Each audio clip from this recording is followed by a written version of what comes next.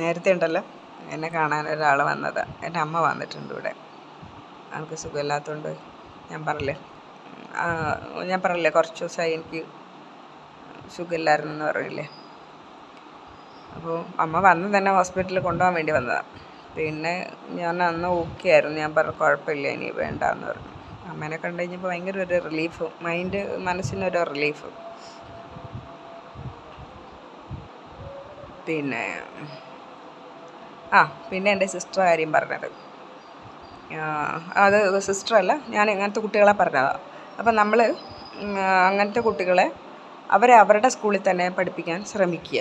അവർക്ക് അവിടെയാകുമ്പോൾ അവരുടെ ലാംഗ്വേജ് വേറെയാണ്. നമ്മൾ വെറുതെ ഇങ്ങനെ ഭക്ഷണം കഴിച്ചോ എന്ന് ഇങ്ങനെയൊക്കെ അല്ലേ ചോദിച്ചു, അങ്ങനെ ഒന്നുമല്ല. അവരുടെ ഭക്ഷണം കഴിച്ചോ എന്ന് ചോദിക്കുന്നത് അങ്ങനെയല്ല. പക്ഷേ എനിക്കറിയില്ല കേട്ടോ, ചെറിയ ചെറിയ വാക്കുകളൊക്കെ അറിയാവൂ കേട്ടോ.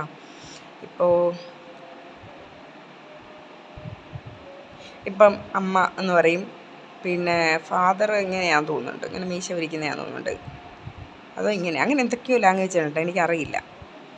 മറന്നുപോയി. ചില സമയത്ത് തിരിയും, ചില സമയത്തൊന്നും ഓർമ്മയുണ്ടാവില്ല. അപ്പോൾ അവരുടെ ഭാഷ വേറെയാണ്, നമ്മുടെ ഭാഷ വേറെയാണ്. അപ്പോൾ നമ്മൾ എന്തായാലും അവരുടെ അങ്ങനത്തെ സ്കൂളിലേ വിടാവൂ. ഒന്നാമത് സ്പീച്ച് തെറാപ്പിക്ക് വിടാത്തവരുണ്ടെങ്കിൽ അവരെ സ്കൂളിൽ തന്നെ ഓൾമോസ്റ്റ് കൊടുക്കും, അവർ സ്പീച്ച് തെറാപ്പി കൊടുക്കും. ഒട്ടും പഠിക്കാത്ത കുട്ടികളെ ആണെങ്കിൽ നിങ്ങൾ കുറച്ചുകൂടെ മോട്ടിവേഷൻ കൊടുത്ത് സ്പീച്ച് തെറാപ്പിയൊക്കെ പഠിപ്പിക്കണം കുഞ്ഞുങ്ങളെ. അപ്പോൾ കുഞ്ഞുങ്ങൾ പഠിക്കും. അതുപോലെ തന്നെ കണ്ണിന് കാഴ്ചയില്ലാത്ത മക്കളുണ്ടാവാം, അവരെയും അവരുടേതായ സ്കൂളിൽ പഠിപ്പിച്ച് അവരെയും കൊണ്ടുവരണം. നമ്മുടെ ഈ ലോകത്ത് എല്ലാം തികഞ്ഞ മക്കൾ അല്ല ഉണ്ടാവല്, പല രീതിയിലുള്ള മക്കളുണ്ടാവാം.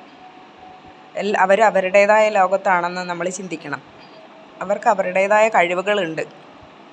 ഇപ്പോൾ എനിക്ക് എൻ്റെ കഴിവുണ്ട്, എല്ലാവർക്കും ഒരു കഴിവല്ല. ഒരിക്കലും ഒരാൾ എന്നോട് തർക്കിച്ചിട്ടുണ്ട് അത്. എല്ലാവർക്കും ദൈവം ഒരേ കഴിവ് കൊടുത്തിട്ടുണ്ടെന്ന് പറഞ്ഞിട്ട്. നിങ്ങളതിനോട് യോജിക്കുന്നുണ്ടോ? ഞാനന്ന് തർക്കിച്ചു. ഞാൻ പറഞ്ഞു എല്ലാവർക്കും ഒരു കഴിവൊന്നുമല്ല കൊടുത്തേക്കണത്. ഓരോ വ്യക്തിക്കും ഓരോ കഴിവാണ് കൊടുത്തേക്കണേ. എല്ലാവർക്കും ഒരേ IQ ലെവലാണോ? എന്നാൽ പിന്നെ എല്ലാവരും ഡോക്ടറും എൻജിനീയറും ഒക്കെ ആയിത്തീരില്ലേ? എല്ലാവർക്കും ഒരേ ബുദ്ധിയല്ല, പലർക്കും പല പല ബുദ്ധികളാണ്. പിന്നെ ഓരോ ടീച്ചേഴ്സ് ചില കുട്ടികളുടെ കഴിവുകൾ പുറത്തെടുപ്പിക്കും. അത് ഒരു ടീച്ചറുടെ കഴിവും കുട്ടീൻ്റെ കഴിവും കൂടെ ചിലപ്പോൾ അത് ലക്ക് കൊണ്ട് സംഭവിച്ചു പോകുന്നതാണ്. ഞാൻ പറഞ്ഞു, ഞാൻ പടം വരയ്ക്കാത്ത ഒരാളാണ്, പക്ഷെ ഞാൻ പഠിച്ചു എന്ന് വെച്ച് മിസ്സ് എന്നോട് ഭയങ്കര സ്നേഹമൊന്നുമല്ല, സ്നേഹിച്ച് എന്നെ പഠിപ്പിച്ചതൊന്നുമല്ല. എനിക്കും അതിന് എന്നെ പ്രിൻസിപ്പളിൻ്റെ അടുത്തേക്ക് വിട്ടത്, എൻ്റെ ക്ലാസ്സിൽ എന്നെ പ്രിൻസിപ്പളിൻ്റെ അടുത്തേക്ക് വിട്ട ആ മിസ്സ് മാത്രമേ ഉള്ളൂ. എനിക്കെന്ന് എംപോസിഷൻ മാതിരി നമ്മുടെ ക്രോക്കി വരച്ചുകൊണ്ട് വരണം. എനിക്കിതേ പണിയുള്ളൂ. എനിക്കെന്നും പടം വരച്ചുകൊണ്ട് വെട്ടി ഇങ്ങനെ ഇടും. അപ്പോൾ ഓട്ടോമാറ്റിക്കായിട്ട് നമുക്ക് ദേഷ്യമില്ല തോന്നിയിട്ടുണ്ട്. ചില സമയത്ത് സങ്കടം വരും, പക്ഷേ ദേഷ്യമൊന്നും തോന്നിയിട്ടൊന്നുമില്ല. നമുക്ക് വേണ്ടി തന്നെയാണല്ലോ. എന്നാലും ഞാൻ ചിരിച്ചുകൊണ്ടിരിക്കും, ഉള്ളിൽ ഇങ്ങനെ പുറമേ ചിരിച്ചുകൊണ്ടിരിക്കും. എന്ത് ചീത്ത പറഞ്ഞാലും ചിരിച്ചുകൊണ്ടാടാൻ നിന്നോന്നൊക്കെ പറയും. പക്ഷെ അതുകൊണ്ട് ഞാനെന്താ, നമ്മൾ പേടിച്ചിട്ടാണെങ്കിൽ നമ്മൾ പടം വരയ്ക്കും. നമ്മൾ മിസ്സിനെ കണ്ടു കഴിഞ്ഞാൽ തന്നെ, ഞാൻ എൻ്റെ കാര്യം പറയാം, ഇനി വേറെ ആരെയും കാര്യം പറഞ്ഞ് വിളമ്പിക്കും. മിസ്സിനെ കാണണ്ട, മിസ്സിൻ്റെ ആ പീരീഡ് അന്ന് ഉണ്ടെന്ന് പറഞ്ഞാൽ പിന്നെ പുറത്തിറങ്ങില്ല. അപ്പം ഇരുന്ന് പിന്നെ പടം വരയ്ക്കലാണ്. Already എനിക്കുണ്ടാവും imposition.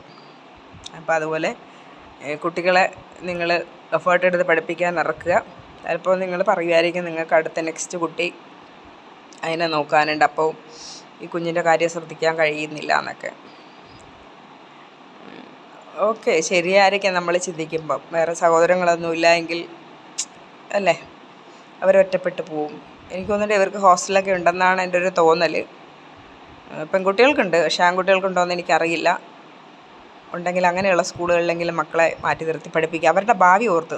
നിങ്ങൾക്ക് നിങ്ങളുടെ കുട്ടികളെ ചിന്തിക്കുമ്പോൾ ശരിയാണ്, മാറി നിർത്താൻ നമുക്ക് പറ്റില്ല.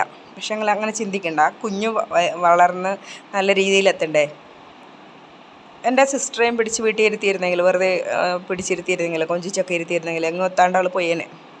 അതുപോലെ അവരെ പഠിപ്പിക്കുക, അവരുടേതായ സ്കൂളുകളിൽ അവരെ പഠിപ്പിക്കുക. അവരുടെ ടാലൻ്റ് അറിഞ്ഞ്, അവർക്ക് എല്ലാവർക്കും ഓരോ ടാലൻ്റ് ഉണ്ട്, അവർ പഠിച്ച് അവർ ഉയരങ്ങളിലെത്തട്ടെ. ഇനി എങ്ങും എത്തിയില്ലെങ്കിലും അവർക്ക് അവരുടെ കുട്ടികളെങ്കിലും പഠിപ്പിക്കാനുള്ള കഴിവ് അവർക്കുണ്ടാവും. എന്താണെന്ന് പറഞ്ഞാൽ പിന്നെ ആ കുട്ടികൾക്ക് പറഞ്ഞു കൊടുക്കാനോ എഴുതി കൊടുക്കാനോ കണക്കാണെങ്കിലും ഇല്ല ഇങ്ങനെയാണെന്ന് പറഞ്ഞു കൊടുക്കാനെങ്കിലും അവർക്ക് ആ ഒരു വിദ്യാഭ്യാസം ഉണ്ടാവും. എവിടെയും പോയി വരാനും ഒക്കെ വിദ്യാഭ്യാസം ഒരിക്കലും വേസ്റ്റല്ല. അറിവ് എപ്പോഴും നല്ലത് തന്നെയാണ്. എപ്പോഴും ഞാൻ പറയുന്നത് എല്ലാവരും എന്തെങ്കിലുമൊക്കെ പഠിച്ചുകൊണ്ടേയിരിക്കണം. അതെപ്പോഴും നമുക്ക് ഗുണം ഉണ്ടാവുള്ളൂ, അല്ലാണ്ട് ദോഷമൊന്നും ഒരിക്കലും ഉണ്ടാവില്ല. എന്നോട് എപ്പോഴും കളിയാക്കൂട്ട എല്ലാവരും, നീ അടുത്തെന്തെങ്കിലും ഉണ്ടോ പഠിക്കാനായിട്ട്, പിന്നെ അടുത്ത കോഴ്സ് പഠിക്കുന്നുണ്ട്. ഞാൻ പറഞ്ഞു പഠിത്തം നിർത്തി, ഇനിയിപ്പോൾ പഠിക്കുന്നില്ല. പക്ഷെ പഠിക്കുന്നുണ്ട്, വേറെ കോഴ്സുകളൊക്കെ ഇനി പഠിക്കുന്നത്. അത് ഞാൻ പറഞ്ഞല്ലോ, സൈക്കോളജി പഠിക്കാൻ കയറുന്നുണ്ട് ജൂണിൽ.